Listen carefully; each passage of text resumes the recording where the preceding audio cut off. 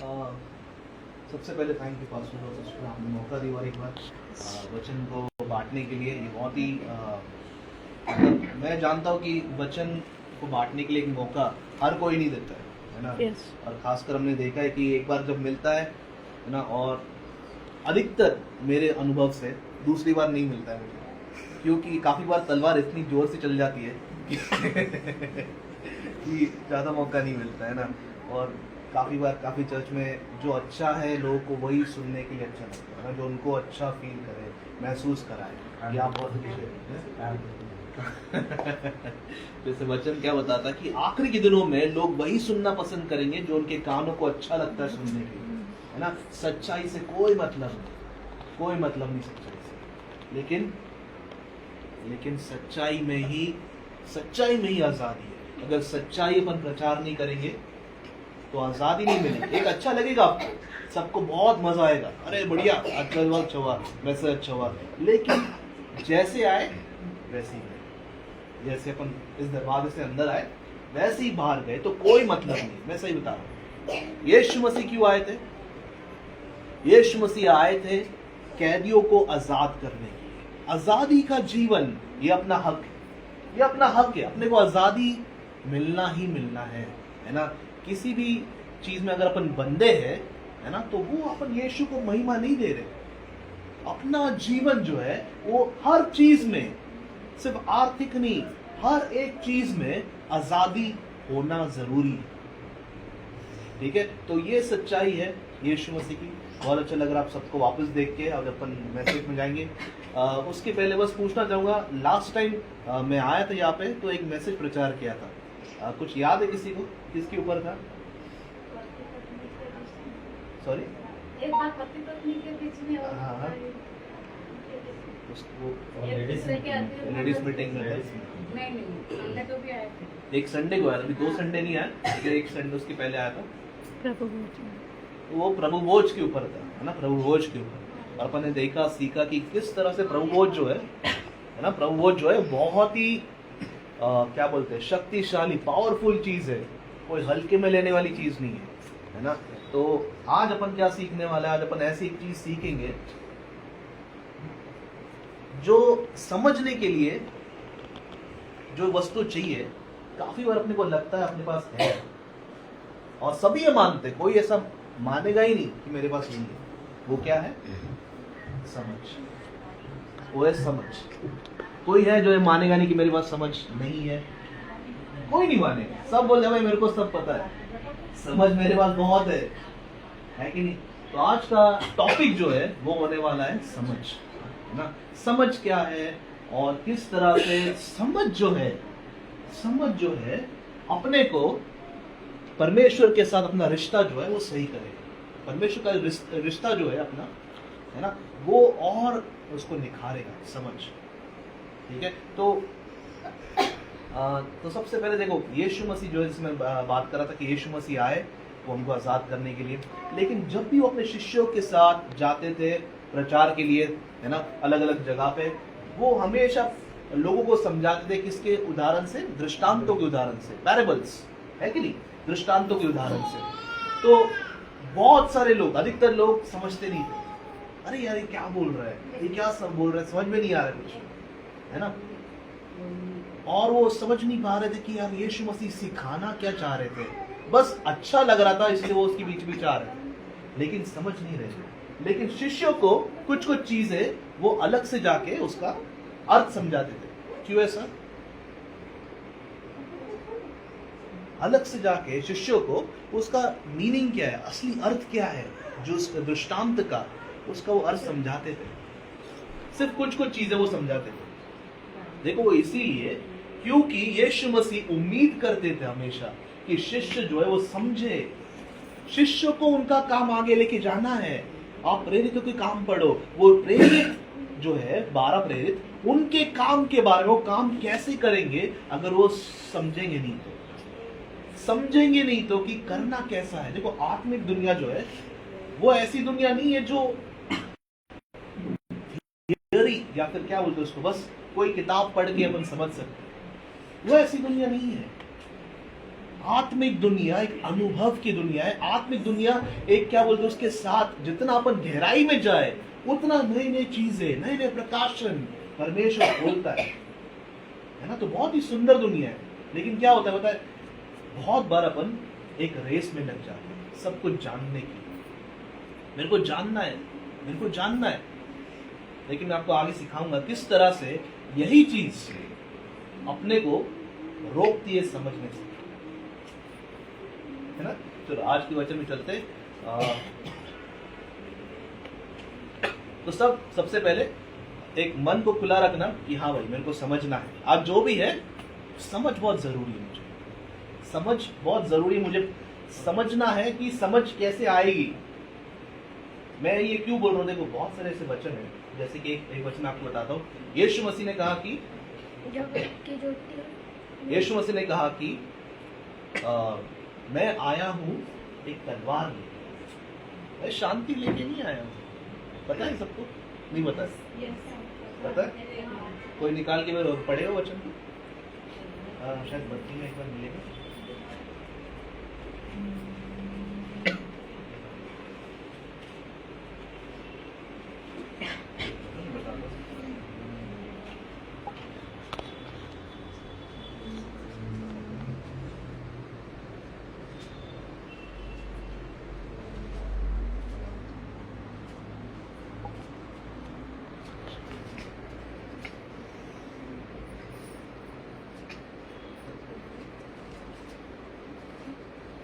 मत्ती 10 उसका 34।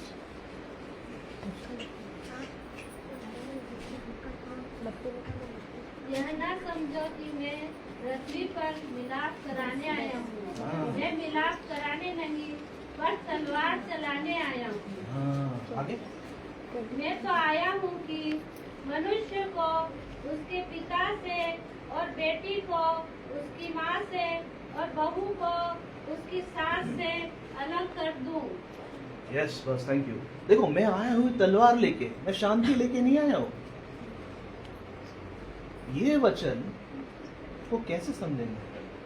अपन बोलते हैं यीशु मसीह शांति का राजा है, वो शांति देता है, लेकिन यहाँ पे वचन क्या कह रहा है?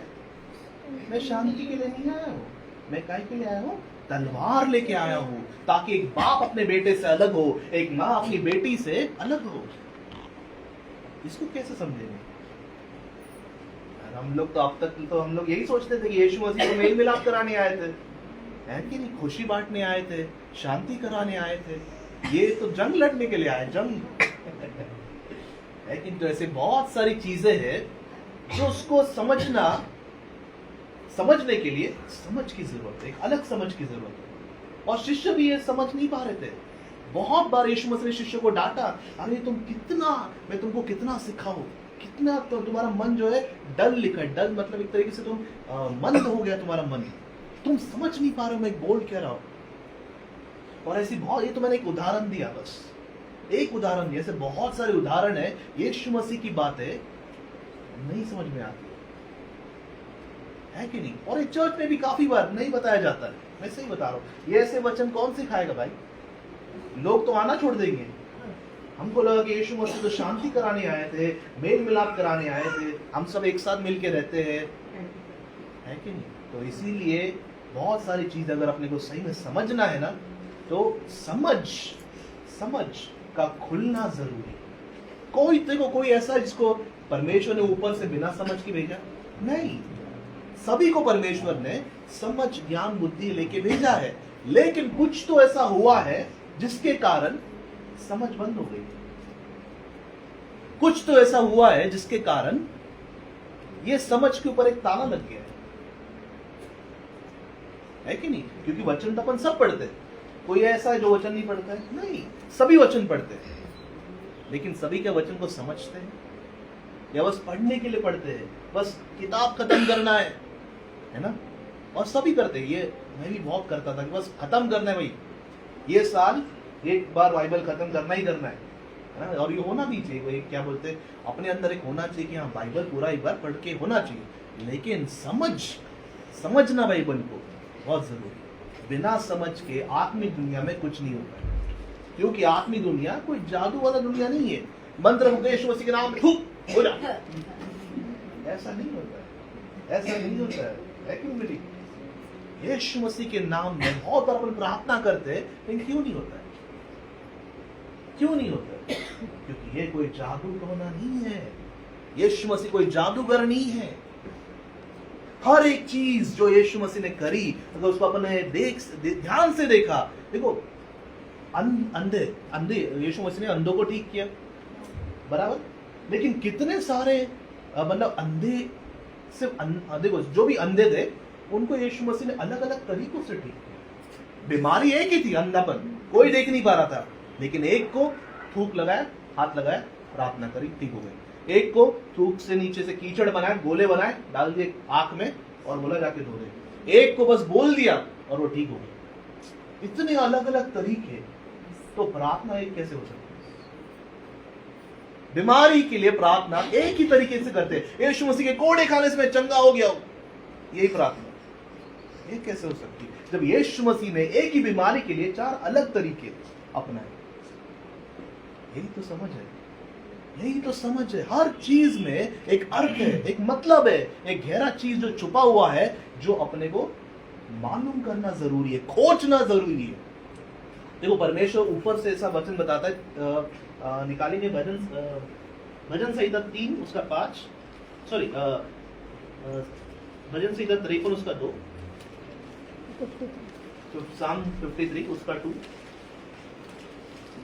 परमेश्वर ने स्वर्ग पर से मनुष्य के ऊपर दृष्टि की, तब देखे कि कोई बुद्धि से चलने वाला या परमेश्वर को पूछने वाला है कि नहीं। यस, तो बुद्धि, हालांकि वहां पे बुद्धि लिखा है, इंग्लिश में अंडरस्टैंडिंग या समझ लिखा है। मैं बताऊंगा उसका अर्थ, उसका अलग क्यों है। परमेश्वर ऊपर से देख रहा है कि कोई है क्या जिसकी समझ खुली है और जो मेरे को खोज रहा है। देखो खोज अपन रहे हैं, लेकिन क्या सही तरीके से खोज रहे कि वो पाए? कितने लोग हैं यहाँ पर, मैं सही में एक सवाल पूछता हूँ, सब ध्यान देना, कितने लोग हैं यहाँ पर जिनको सही में यीशु मसीह का दर्शन हुआ? कितने लोग हैं यहाँ पर जिनको अन्य भाषा का ज्ञान है? कितने लोग हैं यहाँ पर जो दृष्टांत देखते हैं, सपने देखते हैं, आत्मिक अनुभव है परमेश्वर के साथ? कितने लोग हैं यहाँ पर? है ना, मैं ये किसी को नीचे ही करने के लिए, ऊपर करने के लिए नहीं बोल रहा हूं, मैं सच्चाई बता रहा हूं। अगर यीशु में आए हैं लेकिन फिर भी अपन कोई आत्मिक अनुभव नहीं हुआ है, आत्मिक अनुभव हुआ नहीं है, तो क्या हुआ है फिर आपको? तो अंतर क्या हुआ है जो अपन पहले कर रहे थे दूसरे धर्म में और अभी कर रहे हैं, उसमें अंतर क्या है कि नहीं? आत्मिक अनुभव क्यों नहीं हो रहा है? क्यों एक रीति रिवाज के इसमें, हाँ बस करना है इसलिए करना है, प्रार्थना पढ़ना है इसलिए पढ़ना है, ऐसे इसमें क्यों फंस गए? है ना, पूरी दुनिया चल रही है वैसे ही, इसका मतलब ये कि अपने को भी चलना है। वो प्रेरित जो काम कर रहे थे वो अपन क्यों नहीं कर पा रहे? उस जमाने के काम, कुछ 100 साल पहले के काम आज बंद हो गए, पता है? वैसे काम नहीं हो रहे। मैं वीडियो भेजते रहता हूँ बीच में, है कि नहीं, वो किस तरह से सोने की चमकी गिर रही थी लोगों के ऊपर जो आराधना करते थे, किस तरह से बहुत अद्भुत अद्भुत चीजें होती थी, है ना। लोग ऐसे बैठे बैठे चर्च के अंदर वो जाते थे किसी और दुनिया में, उसको ट्रांस बोलते हैं, किसी और दुनिया में जाते थे, है ना। और वो सोचते नहीं थे कि क्या मतलब, क्या उसको बोलते, कितना समय चर्च है, समय के अनुसार चर्च नहीं चलता था, वो समय निकल गया है। वैसे ही बता रहा हूं, अब एक क्या हो गया है, एक बस एक ट्रेडिशन, मतलब एक रीति रिवाज के अनुसार चीजें होती हैं। और यही चीज यीशु मसीह को बहुत दुख देती थी, बहुत दुख देती थी, क्योंकि इंसान जो है बस रीति रिवाज में फंस गया है। और फरीसियों को वो डांटता था बार बार, इसलिए नहीं कि वो प्यार नहीं करता था, प्यार से ही डांटता था कि तुम किस रीति रिवाज में फंस गए। तुम बोल रहे हो कि यार खाना हाथ धो के खाना खाना है, तुम्हारा मन साफ होना चाहिए, अंदर की चीज है ना। यीशु मसीह कुछ और सिखा रहे थे, लेकिन हर चीज वो बाहरी रूप है ना। अगर चर्च है तो बाहरी रूप बड़ा से एकदम कुछ पहनना जरूरी है, सफेद कपड़े या व्हाइट झोंगा और क्या बोलते सब, एक दिन येलो पहनो, एक दिन ब्लू पहनो, पिंक पहनो, बाकी बाहरी रूप, बाहरी चीज, बाहरी आवरण, सब कुछ बाहर की चीजें है ना। खाना होगा तो चर्च में आएंगे लोग, भाई सब बाहर की चीज। ये करना क्यों करते लोग?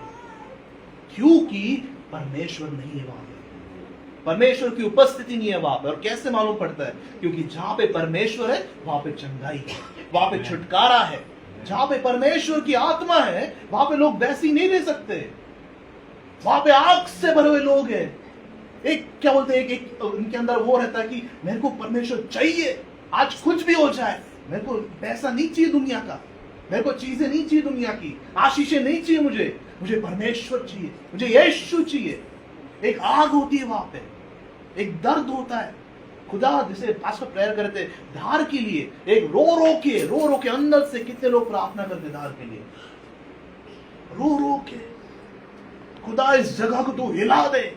ऐसे ऐसे लोगों तू खड़ा कर खुदा जो तेरे लिए रोते हैं, एजीकियल की तरह, एजकेल की तरह, वॉचमैन जो देखते रहा, है ना। ये एक सच्चाई है जो निकल गई है। पता है, मैं सही बता रहा हूं, भले आपको अच्छा लगे बुरा लगे उसके लिए मैं नहीं बता रहा हूं। मेरा काम है सच्चाई बताना, मेरा काम है जो अभी की स्थिति है वो बताना। क्योंकि यीशु का आना बहुत जल्द है, यीशु का आना बहुत ही जल्द है। और वो जब देखेगा ये नकलीपन को, उसको कैसे लगेगा? देखेगा कि भेड़ चाल चल रहे बस लोग, कोई इसको जानने की कोशिश नहीं कर रहा है, कोई समझने की कोशिश नहीं कर रहा है ना। इसलिए समझ बहुत जरूरी है मेरे भाई मेरे बहनों, समझ का खुलना बहुत जरूरी है। नहीं तो क्या होगा, अपन उसी जाल में फंसेंगे शैतान के, एक भेड़ चाल वाले, है ना। एक बस ये रीति से हो रहा है तो यही रीति से करो, कुछ नया काम नहीं होगा। फिर देखो चर्च आते हैं ना, कुछ नया होना चाहिए, कुछ नया होना चाहिए, है कि नहीं। आप जब चर्च आते हो, परमेश्वर कुछ नया, आज कुछ नया हो जाए, आज कुछ मजा आना चाहिए परमेश्वर, है कि नहीं। मुझे कुछ दिखाओ परमेश्वर, मेरे मन को तो खोल दे खुदा, कि ताकि मैं कुछ देख पाऊं, ताकि मैं कुछ सुन पाऊं, किसी के लिए मैं मदद के काम आ पाऊं, है कि नहीं। तो कुछ ना कुछ एक नयापन, वो खोज अंदर होना चाहिए हमेशा आत्मा में। लेकिन ये कब होगा? जैसे वचन में भी क्या बोला है, जो कौन समझता है और कौन खोजता है। जिसके अंदर वो समझ खुली है वही वो खोजेगा, वही पीछे जाएगा खुदा के। नहीं तो बस एक करने के लिए, है ना, करने के लिए कभी मत करो। नहीं तो मैं सही बता रहा हूं, इसमें ये धर्म में और बाकी धर्म में कोई अंतर नहीं रहेगा, कोई अंतर नहीं। ये कोई धर्म नहीं है। पहली बात, आप इधर आए हो, है ना, मैं अपनी बात भी कर रहा हूं, अपन इधर आए हैं, ये अपन मसीह धर्म में नहीं आए, मसीह रिश्ते में आए हैं। एक रिश्ता वो जरूरी है, ये समझो। धर्म के इसमें जाल में कभी मत फंसो। वो धर्म है, उसमें कुछ नहीं होता है, उसमें एक दूसरे को खुश करने के लिए चीजें होती है ना। उसमें सारे इंस्ट्रूमेंट ये सब होंगे, एकदम डड़ाम डुड़ुम ये सब बज रहा है, बाजा बाजा सब कुछ, गीत वीत गा रहे हैं, है ना, सब कुछ रहेगा उनके पास। लेकिन एक चीज नहीं रहेगी। क्या चीज नहीं रहेगी वहां पे? परमेश्वर का आत्मा, वहां पे परमेश्वर का आत्मा नहीं रहेगा, है ना। अपन जहां पे आत्मा नहीं है ना, वहां पे बाकी सारी चीजों से अपन खुश करने की कोशिश करेंगे इंसान, ताकि लोग आए भाई ठीक है, चंगाई नहीं मिली कोई बात नहीं, खाना तो मिल रहा है ना, खाना खा के जाओ, कोई बात नहीं, दुष्ट आत्मा नहीं निकल रही, कोई बात नहीं, नींद नहीं आ रही रात को, क्या बात, क्या सबको प्रॉब्लम नहीं है, दवाई खा लो सो जाओ। यहाँ पे आपको मजा आएगा, आओ, आपको अपने आप शांति मिलेगी। ये है चल रहा है जीने। मैं तो नहीं सहमत, क्योंकि मैं उस यीशु को जानता हूं जो छुटकारे के लिए आया है ना, जो बंधन में रखने के लिए नहीं आया कभी भी, वो छुटकारे के लिए आया है। कोई भी इंसान जो उसके पास आता है, वो छुटकारा उसको मिलना जरूरी है ना। तो अपन भी इसीलिए इस कलीसिया में आते हैं। बहुत मैं खुश होता हूं इस कलीसिया में आके, क्योंकि यहाँ पे सच्चाई का प्रचार होता है, सच्चाई की तरह से अपन चलने की कोशिश करते हैं। देखो कोई भी चर्च परफेक्ट नहीं है तो सब मानते हैं, हर चर्च कोई ना कहीं ऊपर नीचे है, लेकिन कुछ लोग ने मान लिया है ऑलरेडी कि हम जो कर रहे हैं वही सही है ना, हम जो कर रहे हैं वही सही, वो बदलना नहीं मांगते। क्यों? क्योंकि उनकी समझ बंद हो गई। उन्होंने एक तरीके से अपना लिया है वो रूप को कि हम परफेक्ट है, हम सिद्ध है, और वो सबसे बड़ा धोखा है।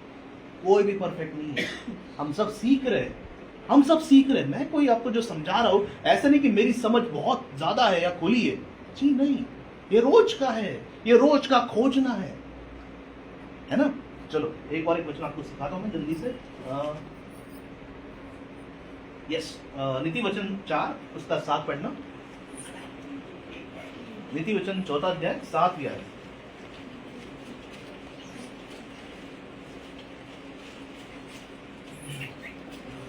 बुद्धि श्रेष्ठ है, इसलिए उसकी प्राप्ति के लिए यत्न करो।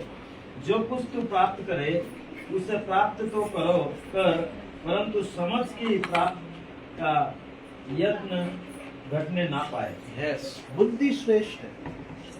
यहाँ पे नीति वचन का लिखने वाला क्या बोल रहा है? बुद्धि बहुत श्रेष्ठ है, बहुत महान है, बहुत अच्छी चीज है बुद्धि होना, है ना। अपन जानते हैं कुछ लोग जिनके पास बुद्धि नहीं होती है, वो उनको पता नहीं रहता कब क्या करना है, उनको पता नहीं रहता कि कब क्या करना है, जिनके पास बुद्धि नहीं रहती है ना। समझ, लेकिन यहाँ पे उसके बाद क्या लिखा है? जो कुछ तुम करोगे उसमें समझ खोजो। समझ की खोज, यातना कम नहीं होना चाहिए। यत्न, यस, उसके लिए यत्न करो, मतलब एक तरीके से स्ट्रगल, मतलब एक ये करो, उसके पीछे जाओ, प्रयास करो, क्योंकि बिना समझ के बुद्धि और ज्ञान ये दोनों भी वेस्ट। बिना समझ के बुद्धि और ज्ञान दोनों भी कोई काम के नहीं। अभी अपन समझते हैं ज्ञान, बुद्धि और समझ क्या है। कौन बता सकता? सबसे पहले ज्ञान, क्या लगता है आपके हिसाब से ज्ञान क्या है? ज्ञान क्या है?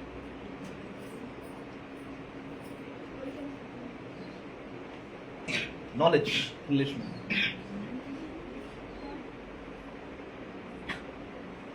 कोई बात नहीं, कोई सही नहीं, कोई गलत नहीं, ऐसा कोई ये नहीं कि एग्जाम है। देखो सभी अपन सीख रहे हैं ना। तो ज्ञान एक तरीके से जो चीज अपन सीखते हैं ना, इंफॉर्मेशन या फिर जानकारी, कोई भी जानकारी मुझे मिल रही है, चाहे वो बाइबल की हो चाहे दुनिया की हो, तो मेरा क्या बढ़ रहा है? मेरा ज्ञान बढ़ रहा है, मेरा ज्ञान बढ़ रहा है ना। मेरे पास ज्ञान है। अभी बुद्धि क्या है? बुद्धि यह है कि उस ज्ञान के को मैं कब और कहां इस्तेमाल करूं, यह है बुद्धि। वो ज्ञान जो मुझे मिला है उसको मैं कब इस्तेमाल करूं और कहां पर इस्तेमाल करूं, यह है बुद्धि। ज्ञान कभी भी अपन किसी भी जगह पे इस्तेमाल नहीं कर सकते। इसलिए यीशु मसीह ने क्या बोला कि जो मोती है किसके सामने मत फेंको। क्यों? क्योंकि समझ नहीं, वो समझ नहीं है, वो क्या कर रहा है, ये क्या है, डाल दिया पैर उसके अंदर, है ना। तो जरूरी है बुद्धि, क्योंकि बुद्धि क्या करती है? उस ज्ञान जो आपको मिला है उसको कब इस्तेमाल करना है और कहां इस्तेमाल करना है। और समझ क्या है? समझ उस बुद्धि को कैसे इस्तेमाल करना है। समझ क्या है? वो बुद्धि उसको कैसे इस्तेमाल करें, कैसे, हाउ टू, कैसे, है ना। काफी बार बोलते ना, यार समझ में नहीं आ रहा, क्या करूं, कैसे करूं, है कि नहीं। इतना बड़ा मुसीबत आ गया, आप समझ में नहीं आ रहा, समझ नहीं आ रहा। बहुत बार ये अपन बोलते हैं, नहीं बोलो, समझ जैसे आता है वैसे जाता भी है ना। भले समझ नहीं आ रहा, कोई दिक्कत नहीं है, बोलो मत, लेकिन है ना। समझ, अभी समझ क्या है? उस बुद्धि को कैसे इस्तेमाल करें। अभी आपको मैं वचन के आधार पे सिखाता हूं। ज्ञान मतलब जानकारी। अभी वचन के अनुसार जानकारी, मैंने जान लिया कि यीशु मसीह के कोड़े खाने से मुझे चंगाई मिल चुकी है, बराबर। ये वचन है, ये वचन है यशायाह 53 में, है कि नहीं। यीशु मसीह के कोड़े खाने से मुझे चंगाई मिल चुकी है क्या मिलेगी या मिलती रहेगी? मिल चुकी है, हो गया है, वो हो गया है। ये क्या है? लेकिन ये ज्ञान है, ये जानकारी है, ये मुझे पता है क्योंकि मैंने पढ़ा है। ये क्या है? जानकारी। इस ज्ञान को अब मुझे कब इस्तेमाल करना है और कहां इस्तेमाल करना है, ये होती है बुद्धि। मतलब ये वचन मुझे पता है चंगाई का है, तो जब कब इस्तेमाल करना है? जब कोई बीमार है, ये है बुद्धि, ऐसे नहीं कि अपन किसी के लिए आशीष के लिए प्रेम प्रार्थना कर रहे हैं, है ना, और अपन ये वचन बोल गया। ये बुद्धि नहीं है यहाँ पे। कब इस्तेमाल करना है? जब कोई बीमार है। कहाँ इस्तेमाल करना है? प्रार्थना में, वचन बोलने में, ये इस्तेमाल करना है इस वचन को, है कि नहीं? ये है बुद्धि। अभी समझ क्या है? लेकिन अभी कब पता हो गया कि कब अपन उस चंगाई के वचन को इस्तेमाल करेंगे, कहाँ इस्तेमाल करेंगे, वो ही पता हो गया। फिर समझ क्या है? हाँ जी, समझ ये है कि ये जो बुद्धि है, अब मुझे पता है कब और कहा, उसको कैसे उस चंगाई को जो यीशु मसीह ने 2000 साल पहले उस क्रूस के ऊपर मेरे लिए ऑलरेडी हो चुका है, वो हो चुका है, उसको कैसे मैं अपने जीवन में लाऊं, कैसे हाउ कैसे अपने जीवन में लाऊं। ये सिर्फ वचन बोल के नहीं होता है, ये सिर्फ प्रार्थना करके नहीं होता है, ये सिर्फ प्रार्थना करके नहीं। इसी यही तो समझ है, यही तो समझ है कि क्या चीज है जो मेरे चंगाई को रोक रही है, कौन सी चीज है जो बीच में है अभी तक, जिसके कारण मुझे चंगाई कितना भी मैं प्रार्थना करूं नहीं मिलेगा। बात ना करे कोई, कौन बात कर रहे हैं, है ना? तो समझ क्या है कि उस चंगाई को जो मिल चुकी है, जैसे कि एक उदाहरण देता हूं, बैंक में पैसे आ गए हैं, लेकिन अगर एटीएम से पैसे निकालने ही नहीं आते तो, अरे जरूरत है लेकिन निकालना ही नहीं आता तो क्या होगा? अपन वैसी की वैसी रहेंगे, अपन वैसे की, अरे जरूरत है और पैसे भी है, लेकिन निकाले कैसे, है कि नहीं? ये है समझ। तो समझ बहुत बहुत जरूरी है, ताकि वचन समझ पाए, अपन को क्या कर रहे हैं अपन वो सही तरीके से करे। देखो, करने के लिए अपन सभी कर रहे हैं, सभी प्रार्थना कर रहे हैं, सभी वचन पढ़ रहे हैं, है कि नहीं? सभी सब कुछ कर रहे हैं, लेकिन समझ के साथ जब आप करोगे, आपको तीर मारने की जरूरत नहीं पड़ेगी, 100 तीर, 100 प्रार्थनाएं करने की जरूरत नहीं पड़ेगी।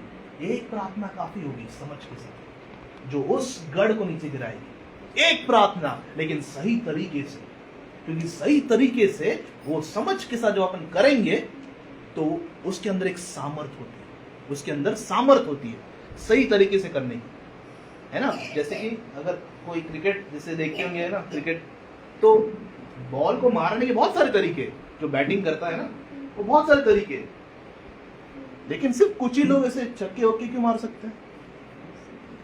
क्योंकि उनको एक टेक्निक, या फिर उनको पता है कि बैट को कैसे पकड़ना है, उनको पता है कि कितना ताकत लगानी है, ऐसे नहीं कितना ताकत लगाए कि बैट ही जाए, बॉल इधर ही। उनको पता है हर एक चीज कैसे होता है, कैसे करना है, तो कैसे में सब कुछ है, समझ में ही सब कुछ है। बस प्रार्थना करो, प्रार्थना करो, प्रार्थना करो, दिन भर वचन सुनो, दिन भर वचन सुनो। कहा जा रहा है वचन से, है ना? कुछ घरों में दिन भर वचन चलता है भाई, दिन भर है, दिन भर वचन। अरे बाप रे बाप, बाहर से दिखने के लिए बहुत अच्छा लगता है, और क्या बात है यार, वचन से भर गए एकदम, लेकिन उस वचन का अगर अपने को पता ही नहीं है कि कैसे इस्तेमाल करे तो क्या फायदा? उस वचन का? दिन भर सुन रहे, दिन भर प्रार्थना कर, रात भर प्रार्थना कर, जो भी मीटिंग वाली प्रार्थना, जो भी सब कुछ, सारे जितने भी है, जितने भी कलीसिया, सब कलीसिया से जुड़े हैं, सब कुछ, सब जगह चार्जर लगा के रखा है, और फोन एक ही है, कभी ये चार्जर, कभी वो चार्जर, कभी ये चार्जर, और चार्ज तो एक से नहीं हो रहा है, चार्ज एक से भी नहीं हो रहा है, ये हालत हो गई है कि नहीं? तो बहुत की जरूरत नहीं है, एक की जरूरत है जो सही है ना, एक ही की जरूरत है जो सही है, और वो कैसे मालूम पड़ेगा? जब समझ को। ठीक है, समझ में आ रहा सबको? अब समझ की ही बात कर रहे हैं, लेकिन कोशिश करना, मेरे साथ रहना, है ना? चलो आगे, ठीक है। मत्ती 13 उसका 11।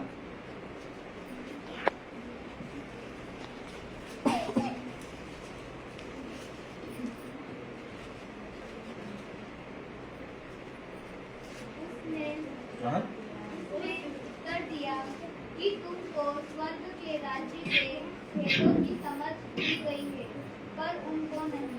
हाँ देखो, यीशु मसीह ने शिष्यों को क्या बोला कि तुमको स्वर्ग की राज्य की भेद, सीक्रेट्स, भेद, रहस्य वो तुमको दे दी गई है, उनको नहीं दी है। किनको नहीं दी है? जो भेड़ या क्राउड, मतलब जो लोग है, भीड़ है, उनको नहीं दी गई। लेकिन यीशु मसीह उनको सिखा रहे थे और उम्मीद कर रहे थे कि शिष्य समझे।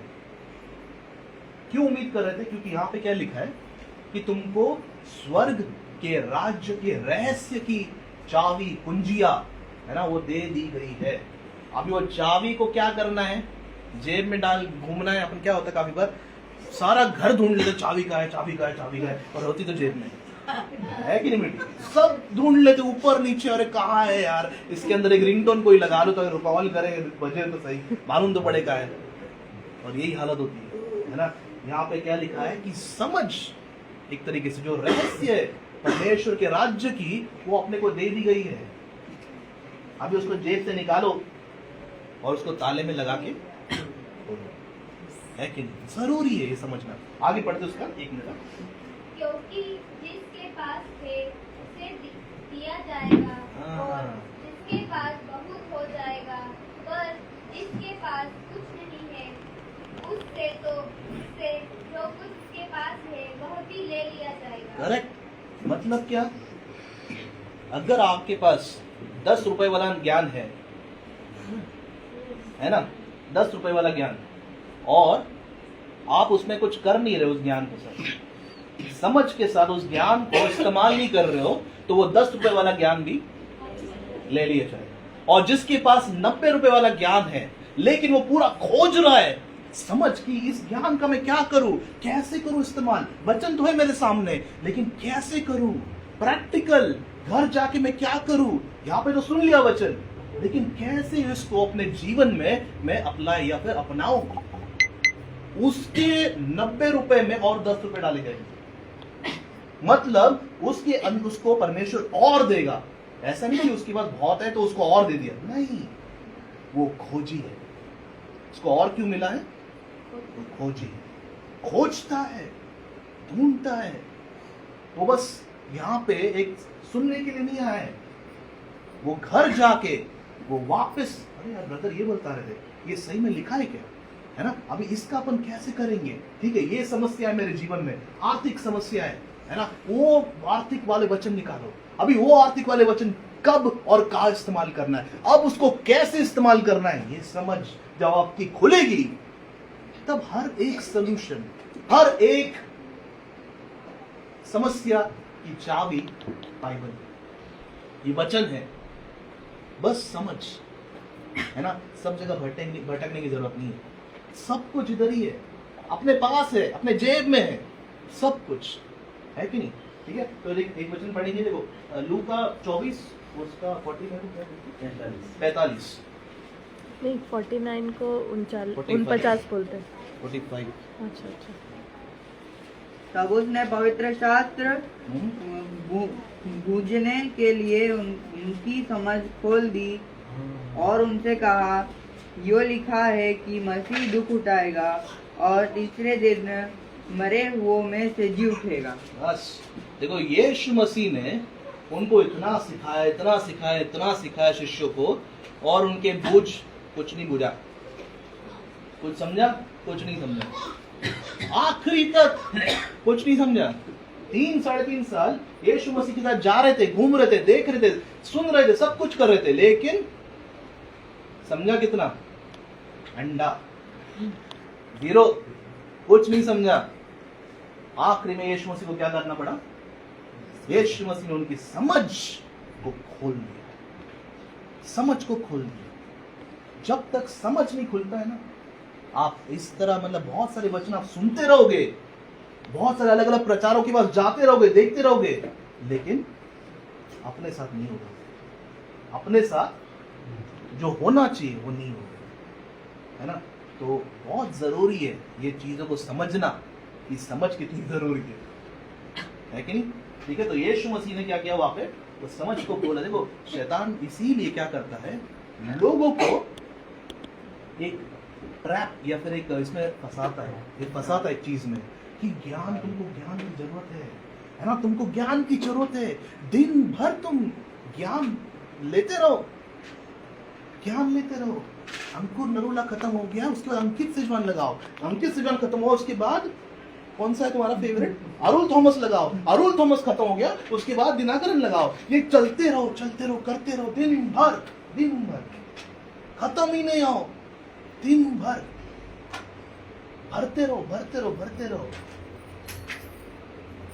उस आदम की वाटिका में कौन सा पेड़ लगाया, कौन से 2 पेड़ लगाए थे? जीवन का वृक्ष, और दूसरा भले और बुरे के ज्ञान का वृक्ष। उस समय भी शैतान ने ज्ञान के वृक्ष से फंसा दिया था, आज भी वो फंसा है। और ज्ञान चाहिए है मेरे पास। इंस्टाग्राम खोलो, यूट्यूब खोलो, बहुत ज्ञान है, उसी में लगे रहो। ये परमेश्वर काम नहीं है, ये शैतान का काम, ये शैतान का काम है। परमेश्वर ने उनको पहले से ही दे दिया था जो चाहिए, जितना ज्ञान चाहिए आदम हवा के पास था, इतना ज्ञान था आदम के पास। जितने भी पशु है, पक्षी, सबके नाम रख दिए भाई साहब ने। आज अपन रख नहीं पाएंगे, लेकिन उसने उस समय पे रख दिया। हाँ, ये जा रहा है, इसको सिंह बोलते थे, ये जा रहा है, इसको घोड़ा है, ये घोड़ा है। इतना ज्ञान था, उसको ज्ञान की जरूरत नहीं, उसको और ज्ञान की जरूरत नहीं। आज भी अपने को और ज्ञान की जरूरत है ना। जितना ज्ञान है पहले उसको तो इस्तेमाल करो, जो खाया है उसको तो निकालो सुबह, है कि नहीं? और कितना खाओगे? समझ में आ रहा है? तो जरूरी है जो ज्ञान अपने पास है उसको इस्तेमाल पहले करो, और ज्ञान की भूख में, रेस में मत लगो, है ना, कि ज्ञान से भरो, उससे कुछ नहीं होना है, उससे कुछ नहीं होना है। ठीक है, एक मत्ती का 13, उसका 13 और 14 पढ़ना। मैं उनसे दृष्टांतों में इसलिए बातें करता हूँ कि वे देखते हुए नहीं देखते और सुनते हुए नहीं सुनते और नहीं समझते। उनके विषय में यशायाह की यह भविष्यवाणी पूरी होती है, तुम कानों से तो सुनोगे पर समझोगे नहीं, और आंखों से तो देखोगे पर तुम्हें न सूझेगा। Thank you. देखो, ऐसी चीज बताई है यीशु मसीह ने जो यशायाह भविष्यवक्ता 600 साल पहले भी बोल चुका था, कि वो ऐसे लोग हैं जो देख रहे हैं लेकिन पता नहीं क्या देख रहे हैं, सुन तो रहे हैं लेकिन नहीं सुन रहे। मतलब क्या? मतलब ये कि वो देख तो रहे हैं चीजें, परमेश्वर के काम, लेकिन समझ में नहीं आ रहा है क्या हो रहा है। सुन तो रहे सही वचन, अलग अलग जगह से प्रचारक आ रहे, सुन रहे, भर रहे, लेकिन समझ में नहीं आ रहा है। हो गया, अच्छा कुछ एक नया वाले को बुलाते, इस बार एक नई चीज को बुलाते, ताकि हमको नया प्रकाशन, रेवलेशन मिले। रेवलेशन की भूखे, नए प्रकाशन के भूखे, बस प्रकाशन, नया कुछ सीखना है। लेकिन जो पहले सीखा उसका क्या? जो पहले सीखा है उसका क्या? वो गया, वो भूल गए। इसीलिए लिखा है, यीशु मसीह क्या बोल रहे हैं यहाँ पे? वो देख रहे हैं, वो देखते जाते हैं, लेकिन उनको दिखाई नहीं देता। मतलब उनकी आंखें, आत्मिक आंखें बंद। तो कौन सी आंखें खुली है? सांसारिक आंखें खुली है। इसीलिए संसार के हिसाब से, मनुष्य के रीति रिवाज के हिसाब से वो चल रहा है। आत्मा का कोई मतलब नहीं है, आत्मिक काम से कोई प्रेम नहीं है ना, आत्मिक वचन से प्रेम नहीं है। बस इतना बताओ हमको कि चंगाई कैसे मिलेगी, इतना बताओ हमको कि पैसे कैसे मिलेंगे, आशीष कैसे मिलेगी, बहुतायत कैसे मिलेगी, बस इतना सिखाओ हमको, बस, है कि नहीं? तो जो उनके कान जो सुनते रहते, वो जो सुनता सही से नहीं है ना, आपने नोटिस किया होगा बहुत जगह पे अभी क्या हो रहा है कि कान जो है वो बंद है। और कैसे मालूम पड़ता है कान बंद है? जिनके कान बंद है वो दूसरों को मौका नहीं देते बात करने का, वो अपने ही बात करते रहे। तो अपन बीच में बोल रहे हैं, आपने को काट दिया और अपनी उनकी बात शुरू हो गई। इतना बोलेंगे क्योंकि ये बंद है। उनको दूसरों की आवाज तक सुनाई नहीं दे रही कि भाई दूसरे ही बोल रहे हैं, दूसरों को ही मौका देना चाहिए बात करने का। यही एक प्रूफ है, यही एक क्या बोलते हैं, एक तरीके से मालूम पड़ता है कि इसके कान बंद है, इसके कान बंद है। वो अपना ही बोलते जाता है, अपना ही बोलते जाता है कि नहीं? ऐसे बहुत सारे सिम्टम मैं बताऊंगा आगे जाके, जिनके आंखें बंद है, जिनके कान बंद है ना। इससे अपने को बचना है, इससे अपने को बचना है। बहुत सुनने में नहीं है, सही सुनने में है। अगर ठीक है, मैं वो आगे बता दो, तो एक मिनट। यस, मत्ती का आगे पढ़ना, 15 की आयत, 13 को 15। क्योंकि इन लोगों का मन मोटा हो गया है हाँ। और वे कानों से वचा सुनते हैं और उन्होंने अपनी आंखें मूंद ली हैं। कहीं ऐसा न हो कि वे आंखों से देखें और कानों से सुने और मन से समझें और फिर जाए और मैं उन्हें चंगा करूंगा। Yes, thank you. देखो क्या लिखा है, यीशु मसीह क्या बोल रहे हैं, उनके मन क्या हो गए? मन मोटा हो गए, मन सुस्त भी लिखा है कहीं काफी ट्रांसलेशन में। यस, मन मोटा हो गया मतलब क्या? शरीर तो सुना है भाई, मन कैसे मोटा हो गया? मन कैसे मोटा हो गया? मन मतलब हृदय। मन काफी जगह पे वहां पे हृदय लिखा, हृदय से ही शब्द है, हालांकि हृदय, हृदय कैसे मोटा हो गया? दिल, मन मोटा हो गया।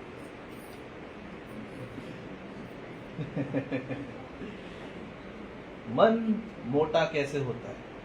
दिल कैसे भर जाता है? अपन बोलते हैं अरे दिल भर गया, इस बोझ से दिल भर गया। क्योंकि जो दिल जब भर जाता है वही बाहर निकलता है मुंह से, वही बाहर निकलेगा मुंह से। अगर दिल में कड़वाहट भरी है तो प्यार वाले शब्द नहीं निकलने वाले। अगर दिल में कठोरता भरी, नफरत भरी किसी के बारे में, तो कभी भी प्रेम या फिर मेल मिलाप, ये बातें नहीं निकलेंगी। इसने ऐसा क्या, पता कि ये ऐसा है, ये वैसा है, इन्होंने ये किया, इनको ये नहीं आता, ये ऐसा कर रहे हो, वैसा कर रहे हो, यही बातें निकलेंगी, यही बातें निकलेंगी। जो भी चीज से मन भर जाता है, दिल भर जाता है, वही चीज मुंह से निकलने वाली है। उनका मन काय से भरा भी यहाँ पे इनके बारे में, उनका मन भरा है फरीसियों का, किससे? वचन से, रीति रिवाजों से, खुद की ही बातों से।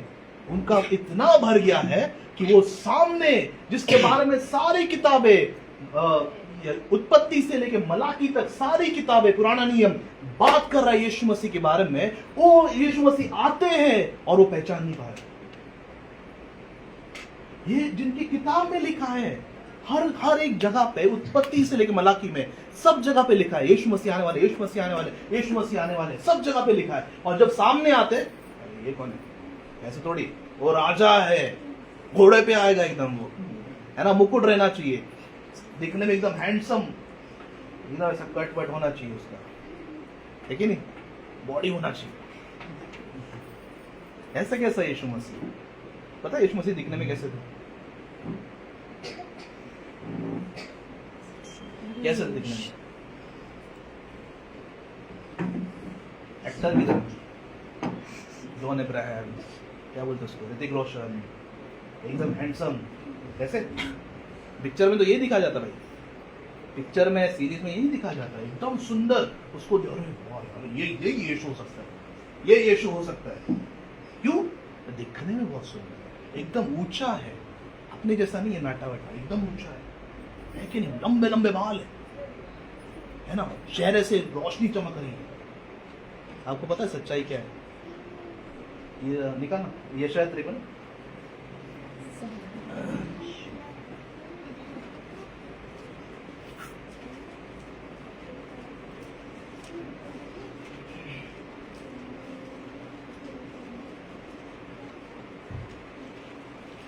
दूसरा पढ़ना। क्योंकि वह उसके समान, अंकुर के समान और ऐसी जड़ के समान उगा जो निर्जल भूमि में फूट निकले। उसकी न तो कुछ सुंदरता थी कि हम उसको देखते, और न उसका रूप भी हमें ऐसा दिखाई पड़ा कि हम उसको चाहते। यस, इसके बारे में लिखा है, यीशु मसीह के बारे में लिखा है। उसमें ऐसी खूबसूरती नहीं थी कि अपन मुड़ के उसको देखे, अरे कौन है भाई, ऐसी सुंदरता नहीं थी उसमें कि उसको, उसकी तरफ मन तुरंत जाए। अभी होता ना, लोग भीड़ के भीड़ जाते हैं एक्टर लोग के पीछे, है कि नहीं? रिपोर्टर लोग, भीड़, मसीह लोग भी एकदम एक्टर्स की दीवाने भाई, बहुत ज्यादा बहुत ज्यादा बहुत ज्यादा। मसीह है लेकिन क्रिश्चियन है, लेकिन इमरान हाशमी के दीवाने, उसके गानों की दीवाने। अगर इमरान हाशमी के तो परमेश्वर वही है तुम्हारा, कोई यीशु नहीं है, कोई यीशु नहीं है। ये सच्चाई है जो लोग बताते नहीं है। आप जिसके दीवाने हो ना उसी के गाने आप गाओ, जिसके दीवाने हो ना उसके प्यार में इतने पागल हो जाओगे, बिना आप उसका नाम लिए रह नहीं सकते, रह नहीं सकते हो। आपकी बातचीत में नाम रहेगा यीशु का, अगर आप सही में प्यार करते हो। ये है असली प्यार, है ना, दिखावे का नहीं। स्टेटस लगाओ बढ़िया सा, वो दिखावा है। सही में प्यार, देखो ये सच्चाई है। यीशु मसीह से खूबसूरती नहीं थी तो लोग फिर भी क्यों जाते थे उसके पास? कोई खूबसूरती नहीं थी, कोई एकदम दिखने में अच्छे नहीं थे, है ना, कोई ऐसा ये अलग नहीं थे वो कि लोग अरे बहुत ही साधारण, बहुत ही साधारण दिखने वाले थे। अब ये लेकिन मूवी में और ऐसे फोटो में इसमें रखता है क्रॉस पे एकदम बढ़िया सा क्यों दिखाते, एब्स के साथ एकदम पूरा क्यों दिखाते? ताकि लोग खरीदे उसको। अगर साधारण दिखा है मेरी तरह तो कौन खरीदेगा भाई? कोई नहीं खरीदेगा फोटो ये सब क्रॉस। लेकिन वो सच्चाई ये है, वचन है, वचन के बाहर कुछ नहीं है। सच्चाई क्या है? वो एकदम साधारण थे उनके अंदर, लेकिन इतना प्रेम भरा था लोगों के लिए कि उनको बाहर की सुंदरता से फर्क नहीं पड़ा। और लोग खींचे चले आते थे, गांव बिजनेस सब कुछ छोड़ के चलो यीशु का प्रचार करा, चलो उधर। ये था उसका जलवा, ये था ऑरा, इंग्लिश में ऑरा बोलते हैं, जलवा हिंदी में, ये है जलवा। किसी बड़े बड़े बैनर की जरूरत नहीं है, सब जगह अनाउंसमेंट की जरूरत नहीं है, पैम्पलेट बांटने की जरूरत नहीं है, बड़ा सा बैनर सब कुछ रखने की जरूरत नहीं है। जब अंदर इतना प्रेम भरा है उस इंसान के अंदर, वो खींचता है लोगों को, वो खींच रहा है सब जगह से। ये जलवा उसका यीशु है ना, बाहर की खूबसूरती नहीं, अंदर की खूबसूरती। और वही फरीसियों को इसलिए वो डांट रहे थे, तुम बाहर के इसमें फोकस कर रहे हो, किसने क्या पहनना चाहिए, कैसा पहनना चाहिए, चर्च में क्या होना चाहिए, ये सब बाहर की चीजें हैं, ये सब बाहरी रूप है। बाहर पे फोकस मत करो, बाहर पे ध्यान मत लगाओ कि बाहर क्या पहना है, कौन कौन से कपड़े में आया है ना। याकूब तो उल्टा क्या कहता है, अगर कोई व्यक्ति आता है जिसने अंगूठी पहनी है सोने की, है ना, और अब उसको क्योंकि वो अच्छे कपड़े पहने, सोने की अंगूठी पहनी, इसलिए सबसे आगे बिठाते हो उसको, और इसने अच्छे कपड़े नहीं पहने तो उसको नीचे बिठा दो, पैर पे इधर बैठिए। तो आप क्या कर रहे हो? पक्षपात कर रहे हो, लेकिन तो अपन देखते हैं ये होता है, ये होता है ना? बहुत दुख की बात है, लेकिन राइट, ये सच्चाई सीखना जरूरी है, सिखाना भी जरूरी है। नहीं तो क्या होगा, अपन उस भेड़ चाल में चलेंगे, उस भेड़ चाल में फंसे रहेंगे। ठीक है, चलो जल्दी से आगे बढ़ते हैं।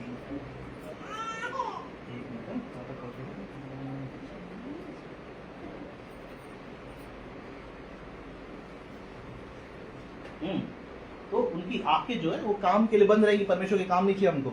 अभी कान बंद होंगे मतलब उनके कान बंद है, सुन हो गए उनके कान, सुन मतलब यहाँ से आ रहा है प्रचार, एकदम बढ़िया सा प्रचार कर रहा है कोई, ब्रदर ने सिखाया कुछ तो, लेकिन यहाँ से गया, खा गया मटन लाने, चिकन लाने गया है ना। तो बहुत ये देखो, हर कोई पूरा समय ध्यान नहीं दे सकता, वो तो सच बात है। अपन इंसान, अपन जो है इंसान, राइट। तो लेकिन क्या होता है, काफी बार शैतान उस पर ताला लगाता है, सुनने पे ताला लगाता है। तो वो जो सीखना चाहिए, जो सुनना चाहिए, जिससे जीवन बदलेगा, वो कभी नहीं सुनेगा, वो कभी, वो 100% वो वचन वो कभी नहीं सब सुनेगा, है ना। तो यहाँ पे क्या होता है, उनका मन मोटा हो गया मतलब उनको फर्क नहीं पड़ता, उनको वचन से फर्क नहीं है, बस वचन कोई तो चाहिए, कोई तो आओ और वचन कुछ तो प्रचार करो, कुछ 2-3 बातें बताओ, लोगों को अच्छा लगेगा और फिर जाओ, कोई फर्क नहीं पड़ता, मन मोटा हो गया। देखो जब कोई, जैसे कि आप सबने देखा होगा, बहुत सारे ऐसे जो लोग होते हैं जो इस दुनिया का उदाहरण मैं हमेशा ये करता हूँ, और ये दुनिया में क्या है कि जब वो आपने सबने समोसा भजिया खाए होंगे, है ना, मजा आता है। वो जो आदमी जो बनाता है बड़ा से कढ़ाई में, वो 20-25 साल से बना रहा होता है ना, तो काफी बार वो क्या करता है, गरम तेल में ही हाथ डालता है और उसको कुछ नहीं होता है, हाथ को कुछ नहीं होता उसको। क्यों बेटी? अपन डाले तो जला के बाहर निकालेंगे। अलग ही हो जाएगा भाई, हड्डी दिखेगी सीधा। क्यों ऐसा? शरीर ने इतने साल के अनुभव के कारण, वो रोज गरम तेल 100 समोसे रोज निकालना है कि नहीं, वो अनुभव के कारण शरीर ने अडेप्ट, मतलब एक तरह से अनुकूल किया है अपने आप को कि वो सह ले। बहुत साल से एक मरा हुआ वचन, कोई काम नहीं परमेश्वर के, बहुत साल से उस चर्च में कभी कुछ नहीं हुआ, ऐसे चर्चेस में वो लोगों का मन जो है अनुकूल या फिर एक तरीके से मोटा हो गया, उनको नए चीज में इंटरेस्ट नहीं है ना, परमेश्वर के काम में कोई इंटरेस्ट नहीं है ना। तो ये बहुत ही खतरनाक स्थिति है, ऐसा कभी नहीं होना चाहिए। मैं तो प्रार्थना करता हूँ अपनी जो कलीसिया है, हमेशा खुदा आज कुछ नया, आज कुछ चाहिए, कुछ होना चाहिए, किसी को चंगाई मिलनी चाहिए, गवाहियां होना चाहिए, है ना। कितना अच्छा लगता है जब गवाहियां होती है ना, छोटा छोटा बच्चा आके गवाही देता है, ये परमेश्वर का काम है, ये परमेश्वर का काम है। देखो मैं इसकी उम्र में था, इस बच्चे के, मैं गवाही देने के बहुत डरता था, मैं बहुत नहीं गवाही मेरे को नहीं, मेरी मम्मी जबरदस्ती उठा दी, तो मैं 2-3 शब्द बोल के मैं बैठ जाता था, मेरे को बहुत शर्म आती थी। थोड़ा सा बड़ा हो गया, मैं तो निकल जाता था गवाही के समय और गवाही होने के बाद आता था, मैं सच बता रहा हूँ। लेकिन गवाही बताए क्या है, अगर इतनी सी उम्र में वो बच्चा समझ गया कि गवाही देने से, प्रकाशित वाक्य 12:11 के अनुसार शैतान के ऊपर विजय पाते, अपन शैतान को चुप कराते अपनी गवाही से कि खुदा ने मेरे लिए क्या किया है, तो आप जिंदगी में आपको डर नहीं रहेगा। आपको डर, स्टेज फियर, सबके सामने क्या बात करे, कैसे बात करे, वचन याद आएगा नहीं याद आएगा, उसका डर नहीं रहेगा। समझ में आ रहा है? तो बहुत जरूरी है परमेश्वर के काम होना। मैंने क्या बोला, अपने आत्मिक जीवन में आत्मिक काम होना जरूरी है, अनुभव, एनकाउंटर जरूरी, बहुत जरूरी। ये सिर्फ पास्टर्स को होना या जो सिखाते हैं उनका होना जरूरी नहीं है, ये सभी के लिए है। ये जो है वो सभी के लिए, सभी के लिए बहुत अद्भुत जीवन है। आप जब प्रार्थना करते हो ना, आप मांगो, परमेश्वर मैं इस बहन के लिए प्रार्थना कर रही हूँ, आपकी मर्जी हो तो मुझे बताओ उनके जीवन में क्या क्या है, क्या चीज रोक रही है उनके आशीष को, क्या चीज हो रही है उनके जीवन में, आप बताओ, मैं तैयार हूँ सुनने के लिए, है कि नहीं। ये जो है तब जाके अनुभव आएगा। ठीक है, चलो आगे बढ़ते हैं। मरकुस 7 उसका 6 और 8 पढ़ना जल्दी से। मरकुस 7 उसका 6 से 8 पढ़ना।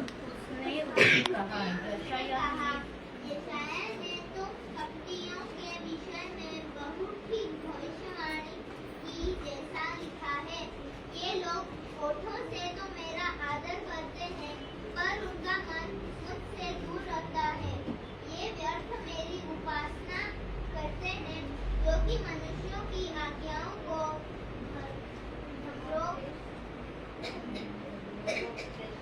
करके सिखाते हैं, क्योंकि तुम परमेश्वर की आज्ञा को टालकर मनुष्य की रीतियों को मानते हो।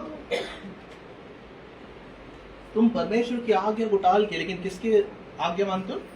मनुष्यों की। मनुष्य की आज्ञा मतलब क्या है? ऊपर से ऑर्डर आ रहे सारे, जो हो रहा है कलीसिया में ऊपर से आते हैं, उधर से इधर, इधर से इधर। क्या करना चाहिए, बैठक बिठाना चाहिए या नहीं बिठाना चाहिए बैठक, है कि नहीं, ये भी ऊपर से आता है। बहुत सारी चीजें जब ऊपर से आती है, इंसान की बुद्धि से आती है, इंसान की समझ से आती है, जहाँ पे पवित्र आत्मा को कोई जगह नहीं है। 2 मिनट मिलते पवित्र आत्मा को, 2 मिनट पवित्र आत्मा जितना चंगाई करना है 2 मिनट में कर ले, जितना हो सके, जिसको छू ले तो छू ले, नहीं तो जा रो, नहीं तो कोई दिक्कत नहीं। हमारा तो 1-1.5 घंटे का समय है, इतना ही, 1.5 घंटे से 1 मिनट ऊपर हो गया, लोग चर्च दूसरा रूम में। ये हकीकत है आज की, ये हकीकत है आज की। अटेंडेंस, बस एक क्या हाजिरी लगाने के लिए बहुत सारे चर्चेस होते हैं, है ना, और लोग भी जाते हैं, क्यों? बंद है। आंखें और कान बंद है, मन मोटा हो गया है। और मसीह, यीशु मसीह क्या कर रहे हैं यहाँ पे? क्या कर रहे हैं यीशु मसीह? उनको सिखा रहे हैं तुम इंसान के रीति रिवाज से मत चलो, है ना। देखो हर चीज सब चर्च में होता है, स्तुति, आराधना, प्रार्थना, है ना, वचन, लेकिन हर एक चीज एक ऑर्डर से होना चाहिए, वचन से होना चाहिए। वचन के आधार पे क्या हम स्तुति कर रहे हैं? वचन के आधार पे उसके बाद हम आराधना कर रहे हैं, क्या पहले आराधना कर रहे हैं? वचन पहले सिखाया जा रहा है या बाद में सिखाया जा रहा है? ये हर एक चीज ये बाइबल में है, वचन में है। मैंने तो एक उदाहरण दिया, ऐसे बहुत सारी चीजें हैं जो बस क्योंकि मैंने प्रार्थना करी, उसके बाद कोई करेगा, फिर तुम करोगे, फिर ये करेगा, फिर आप करोगे, उसके बाद ही प्रार्थना पूरी होगी। ऐसा नहीं होता है। ये कहां से आया सब रीति रिवाज? ये रीति रिवाज है, ये किसी इंसान ने कभी तो लिखा था, बैठा था, बोला था ऊपर से, और वही फिर चला आता है। क्यों एक प्रार्थना काफी नहीं होती? एक ही प्रार्थना नहीं सुनता परमेश्वर है? देखो प्रार्थना अगर एक कर रहा है तो वो एक नहीं कर रहा है। सब अगर अलग अलग प्रार्थनाएं कर रहे हैं, जब एक प्रार्थना कर रहा है तो वो प्रार्थना नहीं होती। एकता में सामर्थ्य, एकता में। अगर एक जन प्रार्थना कर रहा है और बाकी जन चुप है या अपनी अलग प्रार्थना कर रहे हैं, तो कोई प्रार्थना में सामर्थ्य नहीं। जब एक प्रार्थना करता है, आपको उसके साथ यस, हाँ और आमेन बोलना है। जब आप हाँ बोलते हो, आप जो व्यक्ति प्रार्थना कर रहा है उसके साथ आपकी सामर्थ्य जोड़ते हो, उसके साथ आपकी एकता जोड़ते हो, आपके क्या बोलते हैं विचार जोड़ते हो, तब जाके वो प्रार्थना में सामर्थ्य होती है। ऐसा नहीं कि मैं प्रार्थना कर रहा हूं, कोई और भी कर रहा है, फिर वो भी कर रहा है, फिर ये भी कर रहे हैं, सबकी अलग प्रार्थना। तो परमेश्वर नहीं, रुको, नहीं तुम क्या बोल रहे हो, नहीं तुम कुछ बोल रहे थे। ऐसा नहीं होता है। आप देखो जब 120 ऊपर के कमरे में एक शब्द लिखा है, वो जमा थे, लेकिन एक कंठ शब्द लिखा है, एक कंठ से, एक मन से सारे अपने अपने चीजें भुलाकर कि इसने मेरे बारे में क्या बोला या ये मेरे बारे में क्या बोल रही है, वो सब भुलाकर सब एक मन से होके प्रार्थना कर रहे थे। तब पवित्र आत्मा उतर गया। एकता में सामर्थ्य है ना। एक प्रार्थना करो लेकिन सब उसके साथ, हाँ प्रभु आमेन, ऐसा ही होने दो प्रभु, उसमें सामर्थ्य। देखो हर एक चीज का एक तरीका है करने के लिए, तो अपन सब कर रहे, कोई दिक्कत नहीं, लेकिन सही तरीके से करोगे तो वही मैं कह रहा था। तो 100 प्रार्थना करने की जरूरत नहीं, एक प्रार्थना काफी है ना। 100 प्रार्थना करने की नहीं, एक प्रार्थना, लेकिन सब मिलकर कर रहे, उसका साथ देके कर रहे, तो वो ज्यादा पावरफुल है, ज्यादा सामर्थ्य से बनी। ठीक है, तो यहाँ पे क्या है, मनुष्य के रीति रिवाज के अनुसार काफी सारी चीजें चलती है, घर के अंदर भी, कलीसिया के अंदर भी, और जीवन में कैसे रहना है वो भी है ना। चलो आगे बढ़ते। तो ये समझ जो है, अभी मेरा सवाल ये है, ये समझ अगर शैतान बंद करता है कि अपने को वचन समझ में नहीं आता है, या फिर क्या ये सही में शैतान करता है या कोई और करता है? क्या लगता है, ये शैतान का काम है या किसका काम है? समझ अगर बंद हो गई है, मैं पढ़ तो रहा हूं वचन, समझा कुछ भी नहीं, और समझा नहीं तो उसको मैं जीवन में कैसे अपनाना है ताकि छुटकारा मिले, चंगाई मिले, है ना, यही समझा नहीं तो मेरा वचन पढ़ने का समय व्यर्थ, प्रार्थना का समय व्यर्थ, चर्च जाने का समय व्यर्थ, हर चीज एकदम व्यर्थ हो जाएगा, है ना। तो मैं यही पूछ रहा हूं कि कौन करता है? शैतान बंद करता है? निकालेंगे रोमियो 1 उसका 28, रोमन्स चैप्टर 1 वर्स 28।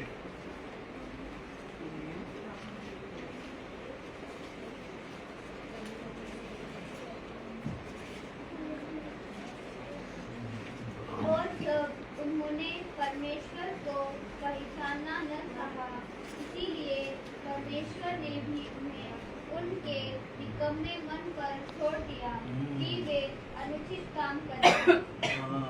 देखो उनके निकम्मे मन पर छोड़ दिया, ऐसा लिखा है हिंदी में। इंग्लिश में क्या लिखा है? उनके मन को निकम्मापन के लिए छोड़ दिया, ऐसा इंग्लिश में लिखा है। मतलब जो मन है, हृदय है ना, हृदय। क्योंकि उन्होंने हृदय परमेश्वर को समझने में नहीं लगाया, परमेश्वर को पहचानने में नहीं लगाया, तो क्या हुआ? ठीक है, तुमको जो तुमको करना है तुम करो। परमेश्वर ने ही लिखा है, परमेश्वर ने ही उनको क्या कर दिया? उनके हाल। ठीक है, तो ये गलत नहीं है, परमेश्वर नहीं ऐसा कर दिया, ये गलत बात नहीं है। देखो क्या इसमें समझना जरूरी है एक संदर्भ के साथ।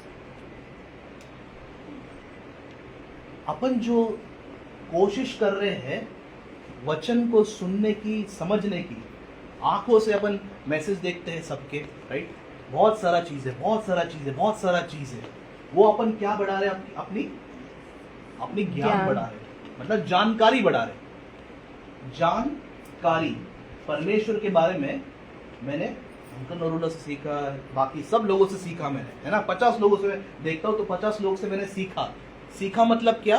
50 लोग से मैंने परमेश्वर के बारे में जानकारी प्राप्त की, हासिल की। जानकारी, ध्यान दो सभी, बहुत जरूरी है जानकारी। और आप जानकारी से आप यीशु को जान रहे हो, लेकिन यीशु आपको नहीं जान रहा, यीशु आपको नहीं जानता है।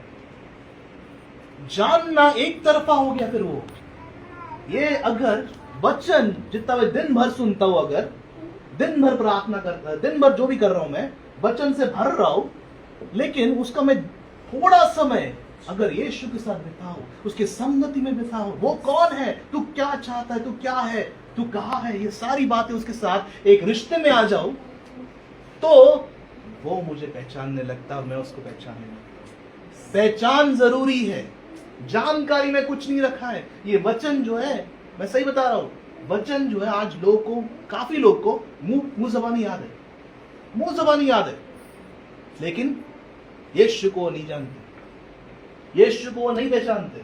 मैं सही बता रहा हूं, वचन एक से बढ़कर एक बता सकते कि प्रकाशित वाक्य में कितने कलीसिया थी, कलीसिया के नाम क्या है, ये वो सब कुछ बता सकते, सारी जानकारी, बाइबल स्टडी, बाइबल पूरा रट गया, कॉलेज में भी सीख किया, सब कुछ हो गया, रट गया एकदम, लेकिन यीशु को नहीं जानते, यीशु को नहीं जानते, क्योंकि समय नहीं बिताता। जो यीशु के साथ समय बिताता है ना, आपको अगर थोड़ा भी पता है, थोड़ा सा, वो उसको परमेश्वर अद्भुत काम के लिए इस्तेमाल करेगा।